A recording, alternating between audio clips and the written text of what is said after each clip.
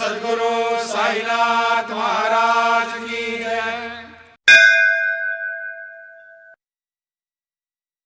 சந்த் கனுதாஸ் அனைவருக்கும் ஒரு செய்தியுடன் வந்துள்ளார்.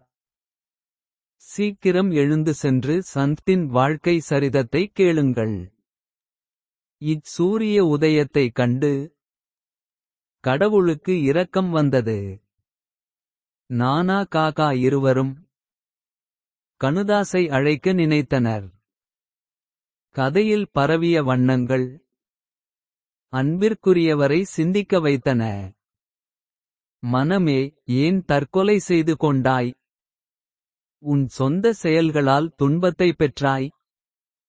தாதா பாபா யாரிடம் செல்வது? கடினமான காலங்கள் வந்துவிட்டன. பாதங்களை வணங்குகிறேன். செல்லுங்கள். யாரை தேடி எங்கே செல்வேன்? தாதா தீர்வைச் சொன்னார். போய் ஸ்ரீ சாய்பாபாவைச் சந்தியுங்கள். ஏழை தாசன் சாயி குருவின் பாதங்களில் லயித்து விட்டான். 55 ஆண்டுகளாக விதைப்பு செய்யப்படவில்லை. தரிசு நிலத்தில் புதர்கள் வளர்ந்தன. அந்த இடத்தில் கனமழை பெய்திருக்கலாம். ஆனால் அது ஒருபோதும் நடக்கவில்லை. குழம்பிப் போய் தூரம் பார்த்து தோண்டி பின்னர் விதைகளை விதைத்தேன்.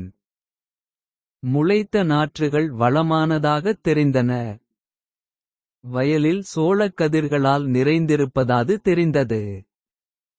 சந்த் தரிசனம் எவ்வளவு சக்தி வாய்ந்தது! என் வாயிலிருந்து வார்த்தைகள் வந்தன. தாசன் கூறுகிறான், ஹே கடவுளே, நீரே அதிகாரத்தில் இருப்பவர். என் தலையை உமது பாதத்தில் வைக்கிறேன். வாழ்க்கை மிக விரைவாக கடந்து செல்கிறது. எவ்வளவு இழப்புகள் ஏற்படுகின்றன! கடந்த காலம் கைக்கு திரும்பி வரவில்லை. மனம் வருத்தத்தால் நிறைந்துள்ளது. அம்மாவுடன் இணைந்து தொண்டையிலிருந்து பெயரை சொல். ராகு துன்புறுத்த அங்கே நிற்கிறான். முடிந்தவரை ஹரிநாமம் சேர்த்து தூய்மையாக இருங்கள். எவருக்கு எனது அறிவுரை கூறுவது? உறுதியான மனதுடன் சத்குருவின் வழிபடு.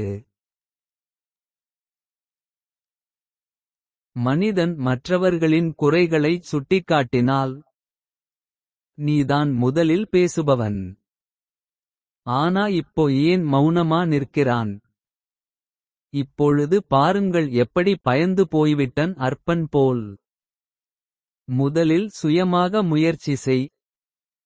அனைத்து உளறல் பேச்சுகளை விட்டுவிடு. தாசன் கூறுகிறான், பிரபு என்னுள் வசிக்கிறார். குறைகளை தேவா நீங்களே நீக்குங்கள்.